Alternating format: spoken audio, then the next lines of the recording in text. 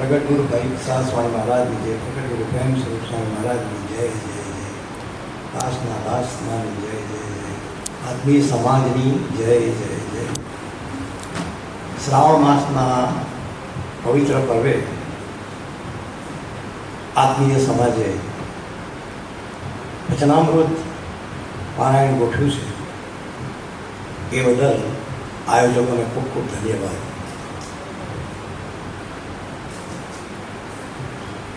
મને પ્રથમ દિવસે ગઢડા પ્રથમનો પ્રસંગ પર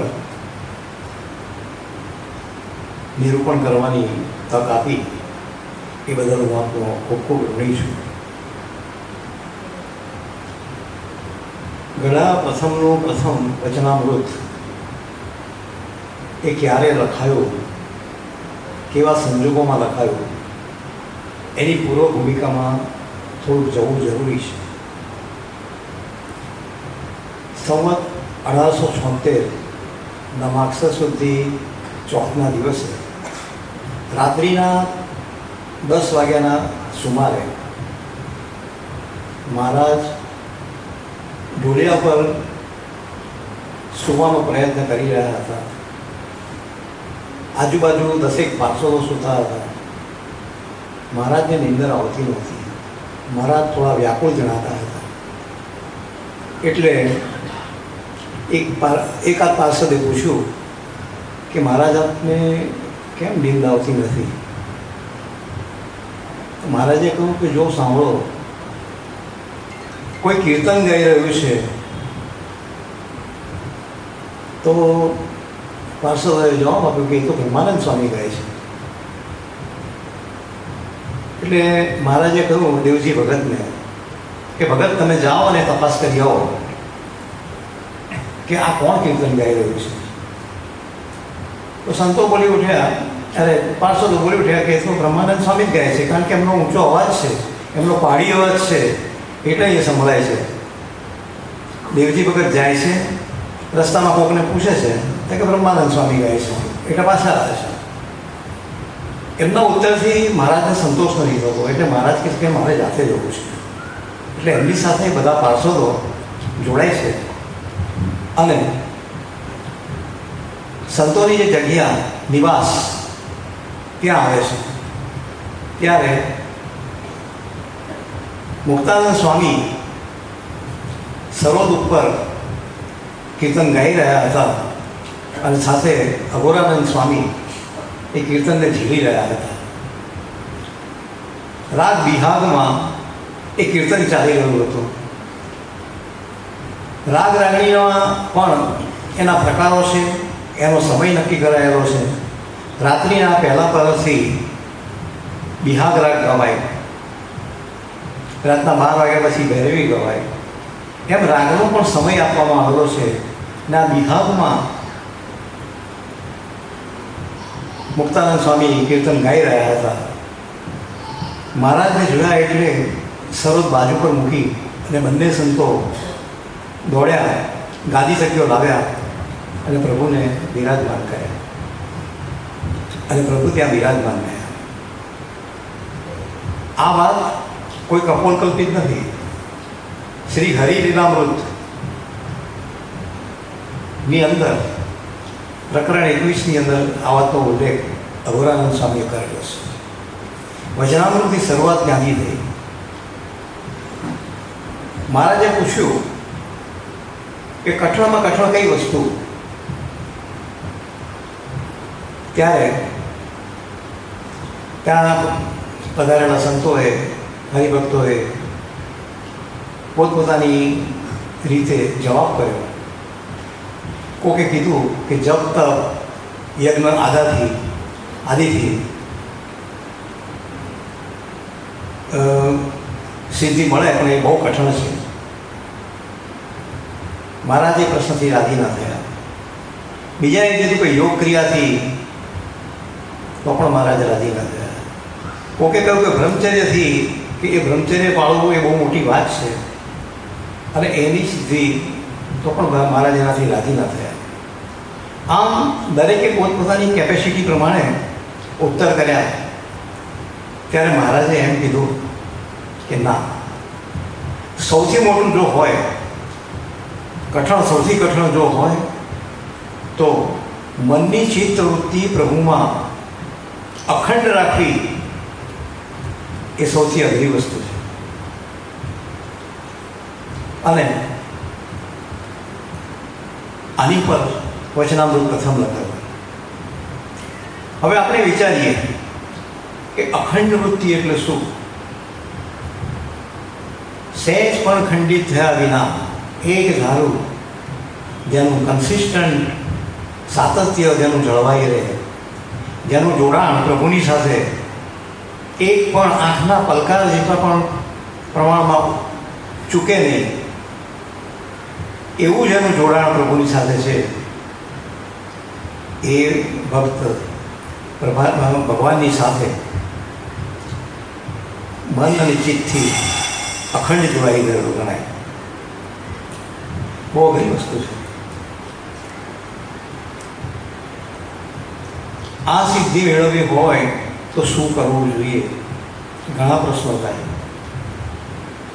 ઘણાએ જે પ્રશ્નો કર્યા તેમાં બે વસ્તુથી, એક શારીરિક રીતે આ યોગ ક્રિયા, બ્રહ્મચર્ય, સેવાવૃત્તિ, દાનવૃત્તિ, તપ, આ બધી વસ્તુઓ એ શારીરિક છે, જેની લિમિટેશન્સ છે. સેવાવૃત્તિ કરતો હોય પણ સેવાની વૃત્તિ કરતાં ચિત્ત ભગવાનમાં ન હોય તો એ સેવાવૃત્તિ સફળ થતી નથી. દાન કરે તો એના મનમાં અહમ જાગે કે હું બીજા કરતાં મોટો છું, તો પણ ત્યાં એ સ્ખલિત થઈ જાય છે. એ જ રીતે શરીરથી જે સિદ્ધિ મેળવવાની હોય છે, તપ કરતાં કેટલા સંન્યાસીઓને આપણે જોયા છે. હમણાં એક સંન્યાસી પોતે કુંડાળામાં બેસે છે, આખા શરીરે કાદવ લગાવે છે, આજુબાજુ છાણા સળગાવે છે, ઉપર સૂર્યનો તાપ છે અને પંચાગ્નિની સિદ્ધિ કરી રહ્યા છે. કઠણ છે પણ પર્યાપ્ત નથી. કારણ જેવો અગ્નિ ઓલવાશે એવી એનું ધ્યેય પૂરું થઈ જાય છે. જે સતત જેવું રહેવું જોઈએ એ અખંડ નથી રહેતું. આવા કેટલાય સિદ્ધ પુરુષો છે જે ઊંધા લટક્યા છે. કેટલાક એક હાથ ઊંચો કરી આખી જિંદગી હાથ ઊંચો રાખીને જીવ્યા છે અને હાથ સુકાઈ ગયાના પણ આપણે દાખલા જોયા છે. કેટલાક ઝાડ ઉપર બેસીને પણ તપસ્વીઓએ તપ કર્યા છે. કેટલાક એક પગે ખડા રહી અને પણ તપ કર્યા છે. આ બધા હઠયોગના દાખલાઓ છે, પણ એથી કોઈ સિદ્ધિ પ્રાપ્ત નથી થતી. ભગવાન જે સિદ્ધિની વાત કરે છે કે જે ભગવાનની સાથે અખંડ રીતે જોડાયેલો છે એને તો ચિંતામણી મળે છે. એવો ચિંતામણી બીજાના માટે પ્રાપ્ય નથી. આ જ્યારે વાત કરીએ તો નિરૂપણ કરતાં એક વસ્તુ વિચાર કરીએ કે આ તબક્કે ક્યારે પહોંચી શકાય. આપણે નદીનું સ્વરૂપ જોયું છે. પહાડમાંથી નીકળતું ઝરણું ઉછળતું જાય છે, શહેરોમાં આવે છે, કિનારા પર સુંદર નગરો વસેલા છે, છતાં નદીને કિનારા નથી ગમતા. એ પોતાના પ્રિયતમ સાગરને ભેટવા માટે ઉતાવળી હોય છે અને સાગરને મળી જાય છે. એનું સમર્પણ જુઓ. એણે પાછું વળીને ક્યારેય પોતાનું પિયર જોયું નથી. એ નદીએ પોતાનું અસ્તિત્વ ગુમાવી સાગરને પોતે સમર્પણ થઈ ગઈ છે. નદીનું જળ મીઠું છે, સાગરનું ખારું છે, છતાં એના ખારા જળને સ્વીકારી સાગરમાં સમાઈ ગઈ છે. એણે ક્યારેય ફરિયાદ કરી નથી. એમ પોતાનું સત્વ ગુમાવી જ્યારે ભક્ત ભગવાનમાં વળી જાય અને હું અને તુંનો સરવાળો થઈ જાય ત્યારે હું નથી રહેતો, તુહી થઈ જાય. અને તત્વમસી તંબુરાના તાર ઉપર જ્યારે ગુંજન થાય કે તુહી ફક્ત એક તું જ છે. સ્વામી બાપા આપણને વારંવાર કથા, મેં ન રહું મેરી આરજુ ન રહે, ફક્ત તું હી રહે. ફક્ત ભગવાન રહે. બાપાના જીવનમાં આપણે જોયું છે કે એક જ દ્રષ્ટિએથી યોગીજી મહારાજ સિવાય એમને કાંઈ જોયું નથી. સૌમાએ યોગીજીના દર્શન કર્યા છે. આમ જેનું સાતત્ય ઈશ્વર સાથે સતત જોડાયેલું છે એ અખંડ સ્વરૂપ, અખંડ ભક્તિ છે, જેની ચિત્તવૃત્તિ અખંડ છે, એ ભગવાનમાં જોડાયેલી છે. એ ચિત્તવૃત્તિ અને એને કેવી જોઈએ? અખંડ એટલે તેલની ધાર જેવી. પ્રથમ જાડી ધાર હોય પણ છેલ્લા ટીપા સુધી તેલની ધાર એક સરખી જ પડતી હોય. એમ ઈશ્વરની સાથેનું જોડાણ એક સરખું જ હોય. એને તેલની ધારા જેવી વૃત્તિ કહી શકાય. જેને ભગવાન સિવાય કાંઈ દેખાતું નથી, એનો એક દાખલો. રામ જ્યારે લંકા જીતીને અયોધ્યામાં આવ્યા, રાજ સિંહાસન પર બિરાજમાન થયા, ત્યારે એક બાજુ વચ્ચે રામ છે, જમણી બાજુ લક્ષ્મણજી છે, ડાબી બાજુ સીતા માતા બેઠા છે અને ભગવાનના ચરણમાં હનુમાનજી મહારાજ બેઠા છે. સીતા માતાના મનમાં એક પ્રશ્ન થાય છે કે હનુમાનજી આપણે આટલી સેવા કરી તો આપણે કંઈક ઉપહાર આપવો જોઈએ. એટલે પોતાના ગળામાંથી માળા કાઢી અને મોતીની માળા હનુમાનજીને આપે છે. ઘડીભર હનુમાનજી એ માળાને જુએ છે, પછી એ માળાને તોડી નાખે છે અને એક એક મણકાના ચૂરા કરી નાખે છે. ત્યારે સીતાજીના મનમાં થાય છે કે આખરે તો વાનર ને, એને મોતીની શું કિંમત હોય? એમણે પ્રશ્ન કર્યો કે તમે આવડી કિંમતી માળા કેમ તોડી નાખી? મેં તમને આપી, તોડી કેમ નાખી? સીતાજીએ આપી ત્યારે એ અનાદર ન કરી શકે, કારણ કે એ મા માનતા હતા. એટલે સીતાજીનો અનાદર ન થાય, પણ માળા તોડી નાખી એનું કારણ એમણે આપ્યું કે મેં દરેક માળાના મણકામાં જોયું કે મારો રામ દેખાય છે, પણ મારો રામ નથી, એનું મારે કામ નથી. જ્યાં રામ છે ત્યાં કામ છે, એટલે મારો રામ નથી, એ માળાનું મારે શું કામ? સ્વામી બાપા કેટલી વખત કહેતા કે જ્યાં જુઓ ત્યાં રામજી પાસે. ફક્ત એક જ દ્રષ્ટિબિંદુ, એક જ એમની દ્રષ્ટિમાં હોય કે ફક્ત મારો ભગવાન જ દેખાય, દરેકમાં એનો ભગવાન થાય. આ વૃત્તિ ખરેખર બહુ અઘરી વસ્તુ છે, કઠણ છે, પણ અશક્ય નથી.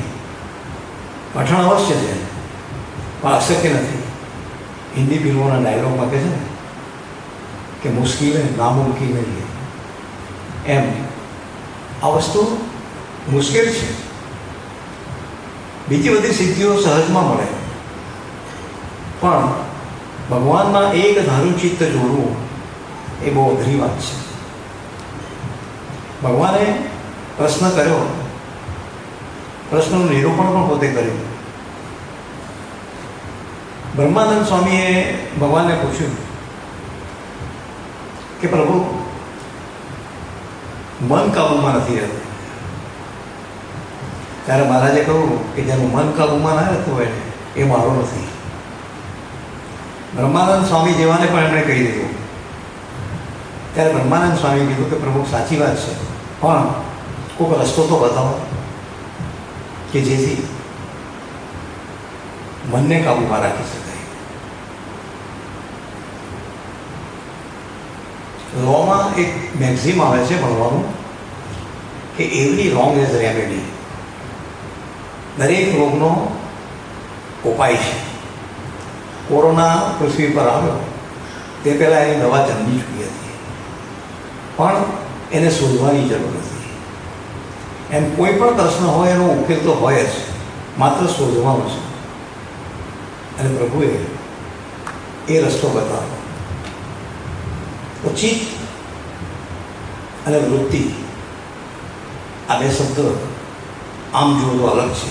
ચિત્તમાંથી વૃત્તિ પ્રગટે છે. જેમ ટોર્ચ હોય આપણી પાસે, એ ટોર્ચનું બટન દબાવીએ અને પ્રકાશનો જે શેરડો પડે એ વૃત્તિ કહેવાય. એ શેરડો જેના પર જઈને પડે એને દ્રષ્ટિમાન થાય. દીવો સળગાવીએ અને દીવાની જ્યોત ઉપર જે દીવાની દીપ શાખા જે કહેવાય ઉપરની, ટોચની એ વૃત્તિ છે, દીવો એ ચિત્ત છે. પતંગ ચગાવતા હોય તો પતંગની ડોર એ પતંગને પણ લાગેલી છે અને આપણા હાથમાં પણ એ ડોર છે, અને ફિરકી એ ચિત્ત છે. એ ક્યાં સુધી ટકે છે કે જ્યાં સુધી પેલી દોરી કપાય નહીં ત્યાં સુધી. એટલે અનુસંધાન જેનું અખંડ છે એની દોરી કપાતી નથી. આપણે અનુષ્ઠાન શબ્દ કરીએ છીએ કે અનુષ્ઠાન કર્યું. અનુષ્ઠાન એટલે શું? ખરેખર અનુસંધાન છે. ઈશ્વર સાથેનું અનુસંધાન એટલે અનુષ્ઠાન. ખરેખર કરી શકીએ છીએ ખરા? માળા કરવા બેઠા હોઈએ ત્યારે ચિત્ત આપણું માળામાં હોય છે ખરું? મંદિરમાં બેઠા હોય ત્યારે પણ આપણું ચિત્ત મંદિરમાં હોય છે ખરું? અહીં બેઠા હોય તોય આપણે વારંવાર મોબાઈલ જોતા હોઈએ, કારણ આપણું ચિત્ત મોબાઈલમાં છે. આ પ્રવચનમાં કે એનામાં નથી હોતું. એટલે આપણે જે કામ કરીએ છીએ એ કામમાં ખરેખર આપણું મન હોતું નથી, કારણ કે મનનો સ્વભાવ ચંચળ છે. મન હંમેશા ભમરાની જેમ અહીંથી અહીં ભટકતું રહેતું હોય છે. કે મનને સ્થિર કરવું એ બહુ અઘરી વસ્તુ છે. મનને સ્થિર કરવું એટલે વેરાયેલા પાલાને ભણવો હોય ને તો સીધે સીધો ન ભરી શકાય, કોઈ ટ્રીકથી ભરી શકાય. એમ ફરસ ઉપર રાઈ વેરાઈ ગઈ હોય, એ રાઈને આપણે ચપટીથી વીણવા દઈએ ને જલ્દી ન વીણાય. એના માટે કોઈ ટેકનિક જોઈએ વીણવાની, તો એ કાગળ પર રહીને ભરી શકાય. એમ મનની એકાગ્રતા જેને કહેવાય, મનને સ્થિર કરવું બહુ અઘરી વસ્તુ છે. આપણે મંદિર શબ્દ વાપરીએ છીએ. મંદિરની જરૂર શું છે? જ્યાં મન સ્થિર થાય. તમે જાઓ, પ્રભુના ચરણમાં દર્શન કરો, ઘડીભર તમારું મન સ્થિર થઈ જાય. નિમેષારણ્યની તમને અનુભૂતિ થાય. ઘર ન યાદ આવે, ન કુટુંબ કબીલો યાદ આવે, ફક્ત તમારી સામેનું સ્વરૂપ દેખાય. એટલા માટે મંદિર છે. એમ મંદિર મનને સ્થિર કરે છે. એ સ્થિર કરવું બહુ અઘરી વસ્તુ છે. જેમ વાયુ ચંચળ છે, વાયુને પકડવો અઘરો છે, તેમ મનને પકડવું પણ બહુ અઘરું છે. એટલે ભગવાને કીધું કે કઠણમાં કઠણ કાર્ય મનને ભગવાનમાં સ્થિર કરવું, છતાં અશક્ય નથી. એના માટે કેટલીક જરૂરી વસ્તુઓને આપણે તપાસવી. એક તો ચિત્ત. ચિત્તને ચોંટાડી રાખવું. આપણે પરબીડિયું અંદર કાગળ મૂકીએ અને પછી ચોંટાડવા માટે એને ગમ લગાવવો પડે. દિવાલ પર પોસ્ટર લગાડવું હોય તો પાછળ ગમ લગાવવો પડે તો ચોંટે. એમ ચિત્તને ચોંટાડવું હોય તો ચિત્તને ચોંટે એવું ચિત્ત એનો ગમ લગાવવો પડે તો ચિત્ત ચોંટે. બાકી ચિત્ત ભટકતું જ હોય. જેની સેવાની વૃત્તિ આપણે કહીએ છીએ કે સેવા કરીએ ત્યારે સ્થિર મન હોવું જોઈએ. એમાં કર્ણનો દાખલો આપણે જોઈએ. કર્ણના ખોળામાં માથું મૂકી ને પરશુરામ સૂતા છે. એ વખતે કર્ણને કીડો કરડે છે, લોહીની ધાર આવે છે, છતાં કર્ણ સહેજ પણ વિચલિત થતો નથી અને એ સહન કરે જાય છે. આ એની સેવા હતી. પણ કેટલાની એવી સેવા હોઈ શકે? કેટલા સ્થિર રહી શકે? આપણે પણ માળા કરીએ છીએ, હું કરું છું, તમે કરો છો, બધા કરીએ છીએ. પણ મેં કીધું એમ ખાતી વખતે ખાવામાં મન નથી હોતું.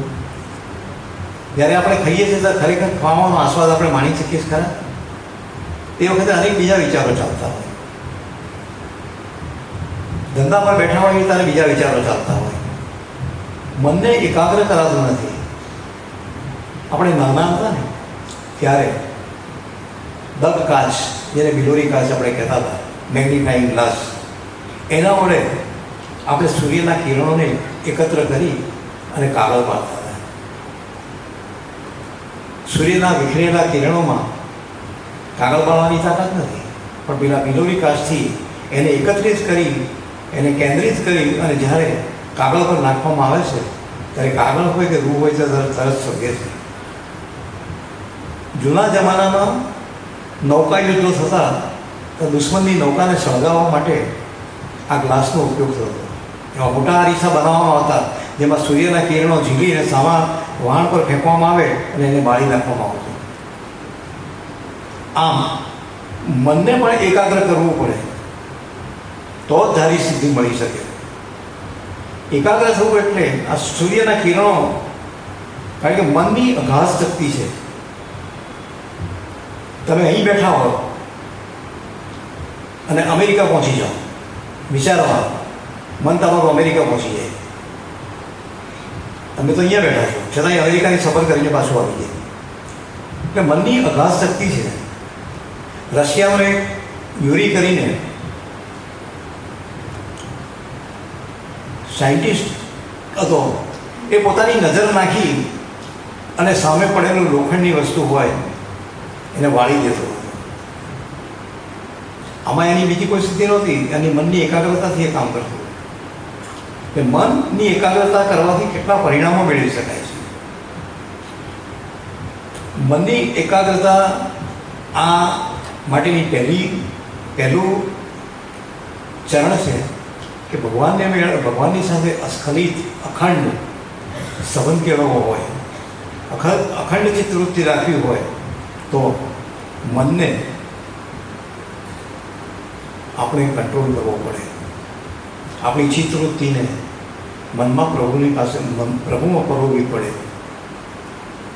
બીજી વસ્તુ છે કે સુરવીરતા. સામે ગમે એટલા પ્રોબ્લેમ આવે પણ જેણે સુરવીરતા સ્વીકારી, સુરવીર છે, એ સુરવીર ગમે તેવા પ્રોબ્લેમને ફેંકીને પણ પોતાના ધ્યેયને પહોંચવાનો બધો પ્રયત્ન કરશે. કવિ ધીરાએ કીધું છે કે હરિનો માર્ગ છે સુરામ, નહીં કાયરનું કામ જોને, પ્રથમ પહેલું મસ્તક મૂકી વર્તી લેવું નામ જો. પહેલો હરિનો માર્ગ સુરાનો છે, સુરવીરનો છે, કાયરનો નથી. જે અટકી જાય એનો માર્ગ નથી આ. માટે પહેલું મસ્તક મૂકી દેવાનું છે. જેની મસ્તક મૂકી દેવાની તૈયારી હોય એ હરિને પામી શકે. એટલે સુરવીરનો છે માર્ગ. પછી છે કે ભય લાગે ને ત્યારે આપણને ભગવાન યાદ આવે. આપણે પહેલું જ કીર્તન ગાયું, આજના દિવસે પ્રભુ મારી એટલી પ્રાર્થના. એમાં જ આવે છે કે હું સાને થાય. તમે મળ્યા છો, માનીએ છીએ, પણ કેમ થાય? કારણ કે આપણે સ્વીકારી નથી શક્યા. જો ખરેખર મનથી સ્વીકારેલા હોય તો હું થાય જ નહીં. પણ એટલી આપણી કચાશ છે. ભગવાનને સાધા જેને ધારણ કર્યા છે એને કોઈ ડર હોતો નથી. આપણે અહીં બેઠા છે અને કદાચ ધરતીકંપનો એક આંચકો લાગે ને તો હમણાં બધા સ્વામિનારાયણ કરતા થઈ જાય. એ ડર પણ તમને ભગવાન બજાવે. એટલે ચિત્તવૃત્તિને ચોંટાડવાની છે, ભય જરૂરી છે, ભગવાનનું સહનું સ્વીકારવાનું છે, સમર્પણની ભાવના જોઈએ, ભગવાનના થઈને રહેવું છે. એને પ્રભુ પ્રાપ્ય છે અને એને જેને પ્રાપ્ય છે એને અખંડ સુખ મળે છે. એને અખંડ જેને કહી શકાય એવો ચિંતામણી એને મળે છે, જેના વડે એ ધારે મેળવી શકે છે. એના દુનિયાના પદાર્થોમાં કંઈ જરૂર નથી હોતી. જેને ભગવાને ચિંતામણી આપ્યો છે, અહીં બેઠા બેઠા એ ગોળો, વૈકુંઠ, અક્ષરધામ બધાના દર્શન કરી આવે છે. એને કોઈ ગાડી બંગલાની જરૂર નથી હોતી. એ ભગવાનની પાસે માગે એને ભગવાનનું સુખ મળે છે. અને ભગવાનનું સુખ ત્યારે જ મળે જ્યારે આપણું અખંડ ચિત્ત ભગવાનની અંદર હોય. આમ જ્યારે ભગવાનની અંદર આપણે રમમાણ થઈ જઈએ, એક થઈ જઈએ. ઘણા બુદ્ધિશાળીઓ ભગવાનને સ્વીકારતા નથી, એમ પણ કહે છે. એ નિરીશ્વરવાદી નથી હોતા, નાસ્તિક પણ નથી હોતા, પણ બતાવવાનો ડોળ કરતા હોય છે કે અમે ભગવાનમાં માનતા નથી. અમારા એક જજ મિત્રે મને એક વખત પ્રશ્ન કર્યો કે ભગવાન છે એની ખાતરી શું? એટલે મેં એને કીધું હરિતામાં ખબર પડશે. મને કે હું એવું નથી માનતો, મને ભગવાન દેખાય તો હું ભગવાન માનું. એટલે મેં એને કીધું કે ભગવાન જોવા છે તારે? કે હા. મેં કીધું આ પંખો ચાલે છે ને, પવન આવે છે કે નહીં? કે આવે છે. પવનનો રંગ, રૂપ, આકાર મને કહીશ કે કેવો છે? તો કે તો કેવી રીતે કરે છે? તું કેવી રીતે માને છે કે પવન આવે છે? પવનનો સ્વીકાર કરવો છે, પવન દેખાતો નથી. ફૂલમાં સુગંધ છે એ હકીકત છે. તો કે હા, ફૂલમાં સુગંધ છે, દેખાય જ ખરી? તો કે ના. બીજું દેખાય એટલે જ મનાય, એ વાત ખોટી છે. એ અનુભૂતિનો સવાલ છે. મેં કીધું તને સાકર કે ફટકડી સામેથી ધરું ખબર પડશે? તો કે ના પડે. ક્યારે ખ્યાલ આવે? તો ખાય તો. મેં કીધું તને સાકર આપું, તું ખાય, પછી તને પૂછું કે તે સાકર ખાધી કેવી લાગી? તો કે છે ગળી. Food you define what is sweet? ગળી એટલે શું? કોઈ બી કહી શકશે કે ગળી એટલે શું? એનો એક જ જવાબ છે, ખાઓ તો જાણો. તમે આરોગો સાકર તો તમને સાકરનો ખ્યાલ આવે. એમ પ્રભુની અનુભૂતિ કરવાની છે. પ્રભુનું વર્ણન શક્ય નથી. આપણે જેણે જેવા જોયા છે, જેણે જેવા માણ્યા છે, એને એવા સ્વરૂપમાં દેખાયા છે. પછી મેં એક પ્રશ્ન કર્યો. મેં કે તને એક દૂધનો ગ્લાસ આપો, એ ગ્લાસની અંદર દહીં, છાશ, માખણ અને ઘી સમાયેલા છે કે નહીં? તો કે હા, દૂધની અંદર. તો ક્યારે પ્રાપ્ય થાય? મેં કીધું એની પ્રોસેસ હોય છે. પહેલાં દહીંને અને દૂધને ફળાવવું પડે. પ્રભુ કૃપાનું એક દહીંનું ટીપું દૂધમાં પડી જાય એટલે દૂધનું અસ્તિત્વ ફાટી જાય. દૂધ ના રહે, એ દહીં બની જાય. ભક્ત ના રહે, એ ભગવાનના સ્વરૂપમાં ફેરવાઈ જાય. દહીં, આપણે દૂધને ફાટી ગયા પછી દહીં કહીએ છીએ, દૂધ નથી કહેતા. દૂધનું અસ્તિત્વ મટી જાય છે. જ્યારે પોતાનું અસ્તિત્વ ગુમાવી દેવાની જેની તાકાત છે, સુરવીરપણું છે, એ દહીં બની શકે છે. એટલે જે અટકતું નથી, દહીં વલોવાય છે. વલોવાય એટલે ખોદે ખોદા થઈ જાય. એમાંથી છાશ છૂટી પડે. છાશ છૂટી પડે એટલે દહીંમાંથી માખણ બને અને છાશ જુદી પડે. માખણથી પણ અટકતું નથી. માખણને પણ ચૂલા ઉપર તવાવું પડે. એ તવાય ત્યારે ઘી મળે. આટલી પ્રોસેસમાંથી જ્યારે બહાર આવે ત્યારે એને ઘી મળે. હતું તો દૂધ, પણ દૂધમાંથી ઘી થયું. એમ પ્રભુ મેળવવા હોય તો સીધી પ્રોસેસ નથી કે તમને સીધા મળી જાય. કેટલી પ્રોસેસમાંથી પસાર થઈએ ત્યારે મળે. પણ આપણે નસીબદાર છીએ. આપણે એટલા માટે નસીબદાર છીએ, કોઈ સાધન કર્યા વિના આપણા પ્રભુએ આપણા ઉપર અકારણ કૃપા કરી છે. આપણને ખોળે બેસાડ્યા છે. આપણી અંદર રહેલી ક્ષતિઓને, આપણા અંદર રહેલા મેલને ક્યારેય એમણે ધ્યાનમાં લીધા નથી. પૂર્વમાં આપણે કોઈ કર્મો કર્યા કે નહીં એની આપણને કોઈ જાણકારી નથી. છતાંય પ્રભુએ આપણને ભાવ કર્યું છે અને આપણને એના બનાવ્યા છે. એટલે આપણે નસીબદાર છે. પણ એટલેથી અટકવાનું નથી. આપણે સીડીના પહેલા પગથિયામાં જ બેઠા છીએ. હજી સીડી પર ચડવાનું છે. સીડીના પહેલાં પગથિયામાંથી બેસી રહેવાથી નહીં મળે. આપણે નિશ્ચિત એટલા માટે થઈ ગયા છે કે એમણે પ્રોમિસ આપ્યું છે આપણને, તમને અક્ષરધામમાં લઈ જઈશ. આપણે કન્ફર્મ રિટર્ન ટિકિટ લઈને આવ્યા છે ને, એટલે આપણને શાંતિ થઈ ગઈ છે. આપણામાં તાલાવેલી નથી રહી. આપણને એમ છે ભગવાન લઈ જવાના છે, એ તો લઈ જશે. આપણી શું ફરજ છે? આપણે પહેલાં પગથિયે જ બેસી રહેવું છે. ઉપર અગાસીએ પહોંચવું હોય ને તો સ્ટેપ ચડવા પડે. એમ સ્ટેપ બાય સ્ટેપ આપણે ઉપર જવાની તમન્ના રાખવી પડે. એટલે આપણે પ્રભુને પામવા છે. પ્રભુ તો મળ્યા જ છે આપણને. આપણે નસીબદાર છીએ, આપણે પ્રગટનો જોગ થયો છે. બાકી પરોક્ષવાળાને ભગવાન શું એની ખબર નથી હોતી. છતાં તમે જુઓ કે ઇસ્લામની અંદર અલ્લાહને કોઈ જોયો નથી. એની વિરુદ્ધ એક શબ્દ જો બોલો તો સર તનસે અલગ. કોઈ ક્રિશ્ચિયને ગોડને જોયો નથી,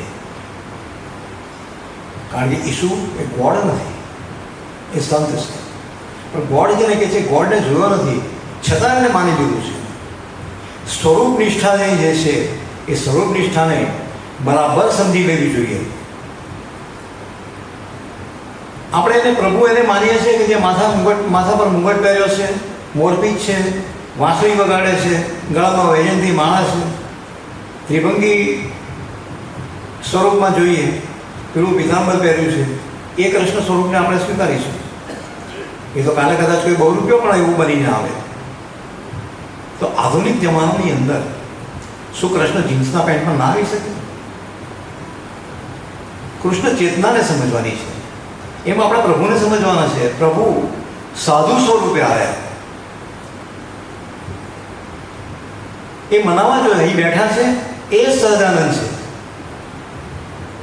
અક્ષરધામમાં બેઠેલા મહારાજ અને આ મહારાજમાં કોઈ ફરક નથી. એવી નિષ્ઠા આપણી પાકી થવી જોઈએ.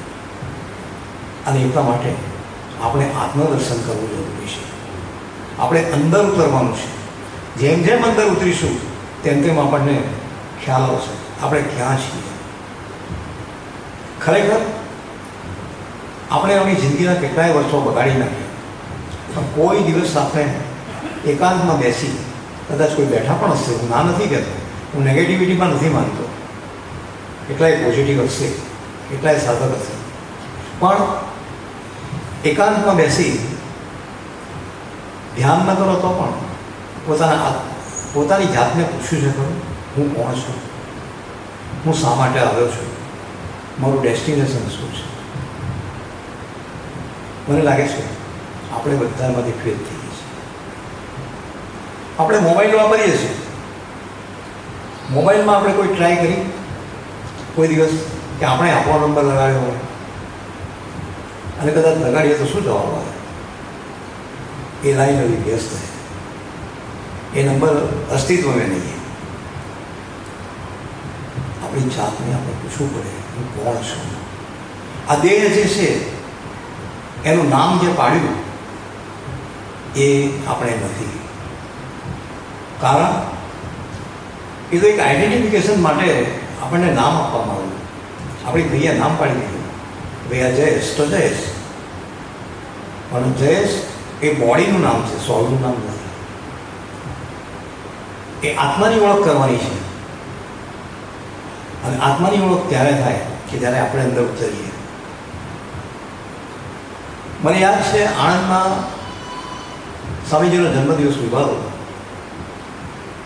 ત્યારે સ્ટેજ આગળ સોફા પર હું અને દવે સાહેબ સાથે બેઠા હતા. એ વખતે 2-3 જણ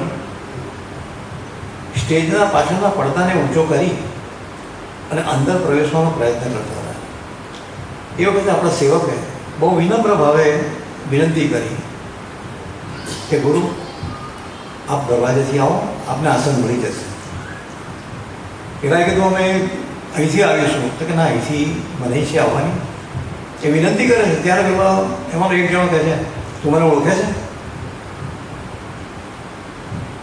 ત્યારે મારા મનમાં સહેજ પ્રશ્ન થયો કે ભાઈ તું તારી જાતને ઓળખે છે? તું મને ઓળખે છે? અરે ભાઈ તું ગમે તે હોય, પણ તું તારી જાતને ઓળખી શકો છે કે તું કોણ છે? આપણે આપણી જાતને ઓળખી શક્યા નથી. પણ જે અહમ છે ને, હું કોણ છું, હું મોટો છું, હું દાનેશ્વરી છું, હું તાકાતવાળો છું, આ અહમ, એ અહમ છે ને આપણે પ્રભુથી દૂર લઈ જાય છે. એટલે તો ગાયું કે આ અહમને અવળાઈ મને તારાથી દૂર લઈ જાય. સ્વામીજી કહેતા કાયમ કે સૌથી મોટો દુશ્મન જો માનવ જાતનો હોય ને તો અહમ છે. ઇંગ્લિશમાં ઈગોના સ્પેલિંગમાં પહેલો આઈ આવે, એ કેપિટલ આઈ, એ બહુ ડેન્જર છે. આઈ આપણને નડતો જ હોય છે. હું, એ હું પણ જ્યાં સુધી ન મળે ત્યાં સુધી પ્રભુ દૂર રહેશે. બાકી પ્રભુ તો એટલા દયાળુ છે કે તમે એક ડગલું ચાલો તો એ 10 ડગલા દોડીને તમારી પાસે. આપણા ઇતિહાસમાં એવા પ્રસંગો છે કે પ્રભુ જ્યારે ભક્ત મુસીબતમાં આવ્યો હોય, ભક્તને જરૂર પડી હોય, એક આર્તનાદ થાય, મુઠ્ઠીમાંથી અવાજ નીકળે ને ભગવાન ના પ્રગટ થયા હોય એવું બન્યું નથી. કચ્છના મહારાવે એક હરિભક્તને વિના કારણ જેલમાં પૂર્યો અને કહ્યું કે તારો સ્વામિનારાયણ ભગવાન હોય તો 24 કલાકમાં આવીને એ છોડાવી જાય તો હું માનું કે ભગવાન છે. એ વખતે ભગવાન વિસનગરમાં બિરાજમાન હતા. મહેસાણા જિલ્લાનું વિસનગર અને ક્યાં કચ્છ, બે વચ્ચે સેંકડો માઇલોનું અંતર. 24 કલાકમાં છોડાવવાનું. તે વખતે કોઈ સાધનો નહોતા, કે પ્લેન નહોતા કે ઉડીને જઈ ભગવાન પહોંચી જાય. ભગવાને માણકીનો પણ ઉપયોગ કર્યો નથી. અરે ભગવાન મોજડી કરવા રોકાયા નથી. પેલા ભક્તે જ્યાં ભજન કર્યું, કારણ કે ભક્તને એની પાસે એકમાત્ર સાધન છે ભજન, અને ભગવાન એના ભજનને આધીન છે. પેલા આતનાથથી ભજન કર્યું, મહારાજ બચાવજો, અને ભગવાન અડવા પગે દોડતા દોડતા વિસનગરથી ભુજ સુધી, જેલ સુધી પહોંચી ગયા, અને તે પણ 24 કલાક પહેલાં. કંઈક કાંટા વાગ્યા છે ભગવાનના પગમાં, લોહીની ઢસરો ફૂટી છે, પણ ભક્તના માટે ભગવાન બધું સહન કરતા હોય છે અને જેલમાંથી છોડાવે છે. ભગવાને એટલે સુધી કીધું કે તું મને પોકારીશ તો હું લીલા તૃણમાંથી પ્રગટ થઈશ, પણ તું પોકારી. એ જે ભગવાન છે એટલો દયાળુ છે. આપણે એના તરફ જવા માટે યત્કિંચિત પ્રયત્ન કરવાનો છે. કદાચ આ જન્મે નહીં તો બીજા જન્મે, બીજા નહીં તો ત્રીજા જન્મે, પણ આપણી અખંડ વૃત્તિ પ્રભુ તરફ લઈ જાય એ અશક્ય નથી. સાધન કઠણ છે, ચોક્કસ કઠણ છે, કારણ કે આપણે મનના ગુલામ છે, માયાના ગુલામ છે. માયા પણ પ્રભુની મૂકેલી છે. જેમ નદી કિનારાને નથી મળતી, કિનારા પર વસેલા સુંદર ગામોની તરફ જોતી નથી, એમ જે એનું ડેસ્ટિનેશન ફક્ત સમુદ્ર હોય છે, એમ આપણું ડેસ્ટિનેશન ફક્ત ભગવાન હોય તો આજુબાજુના સુંદર કિનારા આપણને કોઈ અસર ન કરી શકે. એક અંગ્રેજ કવિએ, રોબર્ટ ફ્રોસ્ટ જેનું નામ છે, એણે પોતાની પોએમમાં લખ્યું છે કે the woods are lovely, dark and deep, but I have promises to keep and miles to go before I sleep and miles to go before I sleep. એટલે કે જીવનવનના જંગલો એટલા ઘણા છે કે જેમાં અટવાઈ પડાય. એટલે માયા, એ માયા એટલી બધી છે કે જેમાં હું અટવાઈ જાઉં, પણ હું પ્રોમિસ આપીને આવ્યો છું, વચન આપીને આવ્યો છું કે છેલ્લી મારી આંખ નીચાય ત્યાં સુધી હું ચાલતો રહીશ. મારે કર્મ કરવાનું છે, મારે મારા ધ્યેય સુધી પહોંચવાનું છે, ત્યાં સુધીનો પ્રયત્ન હું મારી છેલ્લી આંખ નીચાય ત્યાં સુધી કરતો રહીશ. એવું અંગ્રેજ કવિએ કીધેલું છે. Miles to go before I slip, મારી છેલ્લી આંખ નીચાય ત્યાં સુધી હું કર્મરત રહીશ. પ્રભુને પામવા છે, અખંડ વૃત્તિ પ્રભુમાં થાય એ માટે હું મારા સતત પ્રયત્ન કરતો રહીશ. સતત જેની સાથે સંઘર્ષ છે એને પરિણામ મળે છે. મેં તમે બધાએ રેલવેની ટિકિટ બારી જોઈ છે. રેલવેની ટિકિટ બારી આરસની હોય છે. એ પથ્થર આરસનો પથ્થર હોય છે, છતાં ત્યાં ખાડો પડી ગયેલો હોય છે. કોણ ઘસવા ગયું ખાડાને? માત્ર પેસેન્જરના હાથના સ્પર્શથી ખાડો પડી જાય છે. એ દરરોજ સતત ઘસાતો જાય છે અને ખાડો પડે છે. આપણે ચંદન ઘસીએ છીએ ને તો ઓરસિયાને પણ ખાડો પડે છે. માત્ર ચંદન ઘસાતું નથી, ઓરસીઓ પણ ઘસાય છે. એટલે ચંદનની સાથે ઓરસીઓ પણ ઘસાય છે. એમ સતત સંઘર્ષ તેની સાથે છે. કૂવા પર લોખંડની ગરગડી અને કાથીનું દોરડું કાપી નાખે છે. કૂવાના કાંઠાને પણ કપાયેલો જોશો તે દોરડાથી કપાય છે. એટલે કઠણ છે, પણ કપાવવું અશક્ય નથી. આ બધી વસ્તુઓ કઠણ છે, પણ એ કઠણને સતત જો એનામાં આપણે રત રહીએ તો અશક્ય નથી. એ મહારાજે કીધું કે કઠણ સાધન કરવું કે મનની ચિત્ત વૃત્તિને પ્રભુમાં સતત અખંડ રાખવી. અખંડ એટલે જે ક્યારેય ખંડિત ન થાય. આંખનો પલકારો પણ વાગે અને ખંડિત ન થાય, એને અખંડ વૃત્તિ. હું માનું છું કે લાખે એકાદ વીરનો એવો હોઈ શકે કે જેની પ્રભુની સાથે આટલી બધી અખંડ વૃત્તિ રહી શકતી હોય કે આંખનો પલકાર વાગે તો પણ પ્રભુ ન ભૂલાય. એવા એ સંતો ભક્તો થઈ ગયા કે જેને આપણે એમના જીવનને જોઈએ તો પ્રભુ સિવાય એમને કશું જ જોયું નથી. આજ વચનામૃતના અંતમાં એક વાત એવી કરવામાં આવી કે સંત અને હરિભક્ત એનું અપમાન થાય, એના વિશે કોઈ ઓરા ભાવ આવે, કોઈ ભાવફેર થાય તો શું? પ્રભુએ બહુ સરસ કીધું કે અન્ય ક્ષેત્રે કૃતમ પાપમ વજ્રલેપો ભવિષ્યતિ, અન્ય ક્ષેત્રે કૃતમ પાપમ તીર્થક્ષેત્રે વિનશ્યતિ, તીર્થક્ષેત્રે કૃતમ પાપમ વજ્રલેપો ભવિષ્યતિ.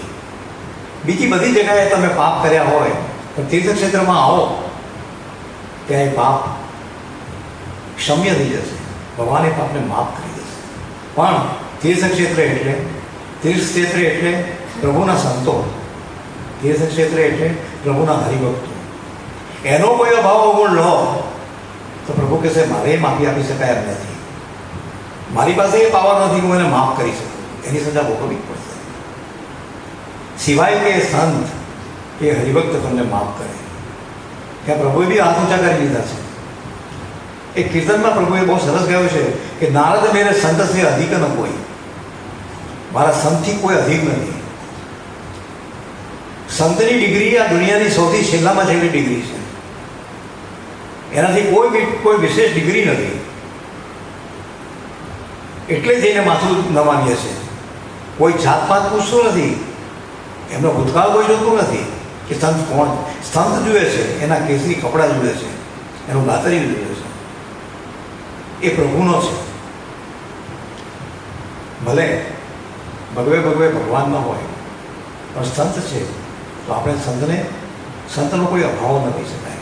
શિક્ષાપત્રીમાં કહ્યું કે સંત ધર્મશાસ્ત્ર, બ્રાહ્મણ અને પતિવ્રતા સ્ત્રી એનું ક્યારેય અપમાન ન કરાય, એના વિશે ક્યારેય ખરાબ ન બોલી શકાય. એ બહુ મોટું પાપ છે. એટલે તીર્થક્ષેત્રે પ્રથમ પાપમ વજ્રલેપો ભવિષ્યથી કીધું કે વજ્ર થઈ જાય એ તૂટે નહીં. એટલે જ્યારે કોઈનો પણ અભાવ અવગુણ લેવાનો આપણને અધિકાર નથી. સંત બનવું એ પણ સહેલી વાત નથી. લાલજી સુથારને ભગવાને મુંડન કરાવી અને ગાતરી ઉડાવીને કીધું કે જાઓ તમારા સાસરામાં જઈને તમે ભિક્ષા લઈ આવો. બહુ અઘરી વાત છે. પહેલાં તો ભિક્ષા માંગવાનું કારણ શું છે? અહમને તોડવાનું. જ્યારે સાધુ બને છે ને ભિક્ષા લેવા જવાનું હોય ને ત્યારે બહુ મોટી વાત છે કે એનો અહમ તૂટી જાય. આ તો પાછું સાસરામાં જવાનું છે એટલે અહમને તોડવો પડે. સૌથી મોટો દુશ્મન અહમ. એટલે પ્રભુ પ્રાપ્તિ માટે અખંડ વૃત્તિ જોડવા માટે ચિત્તવૃત્તિ નિર્મળ અને એક ધારી પ્રભુમાં ચોંટાડવી પડે, પ્રભુના થઈને રહેવું પડે, નમ્ર થવું પડે. નમ્ર એટલે નરમ થવું પડે. લોખંડ જ્યારે ગરમ થાય ત્યારે નરમ થતું હોય છે અને એને ઘાટ અપાય છે. સોનાને પણ ઓગાળે છે ત્યારે એને ઘાટ આપી શકાય છે. બાકી સોનાની લગડીનો ઘાટ ન અપાય. એને ગરમ કરવું પડે, એને નમ્ર થવું પડે. અને નમ્ર થાય અને નમે, એને નમે એ સૌને ગમે. એમ નમ્રતા પહેલી લાવવી પડે. ક્રમે ક્રમે આપણે આગળ વધી શકીએ. એકદમ આપણે આગળ ન જઈ શકીએ. એ તો પ્રભુની જો કૃપા હોય તો આંખ વીસીએ ને એટલામાં આપણને દ્વારકાથી ડાકોર સુધી પહોંચાડી હતી. બુડાણાનું સાધન નહોતું. પ્રભુએ કીધું આંખ વીંચ, ઉમરેઠની બાબામાં લાવીને મૂકી દીધા. એટલે એ એની શક્તિ છે. એને કરવું હોય તો બધું કરી શકે છે. આપણે એની શક્તિને સ્વીકારવી પડશે. પ્રભુનું કરતા હતા પણ માનવું પડશે. અને એ માનીને એક પ્રાર્થના જ કરવાની છે કે પ્રભુ, હું તારો છું, જેવો છું તેવો તે સ્વીકાર્યો છે, સ્વીકારી રાખે. આપણે મહારાજને કહીએ કે અમે તમારું કાતરિયું પકડ્યું છે, ક્યારેય ન છોડો. ગમે તેવા સંજોગો આવે, ગમે તેવી આફતો આવે, અમને તમારાથી દૂર ન કરતા. અમારી એક જ પ્રાર્થના છે કે પ્રભુ, તમારી સાથે અમારો સંબંધ અવિરત અખંડ જોડાયેલો રહે એવું કરી આપજો. આજના આ વચનામૃતમાં મેં મારી અલ્પબુદ્ધિ પ્રમાણે જે કંઈ નિરૂપણ કર્યું, કદાચ કોઈ ભૂલ હોય તો ક્ષમ્ય બનજો. આપ સૌનો ખૂબ ખૂબ આભાર શાંતિથી સાંભળવા બદલ. જય સ્વામિનારાયણ.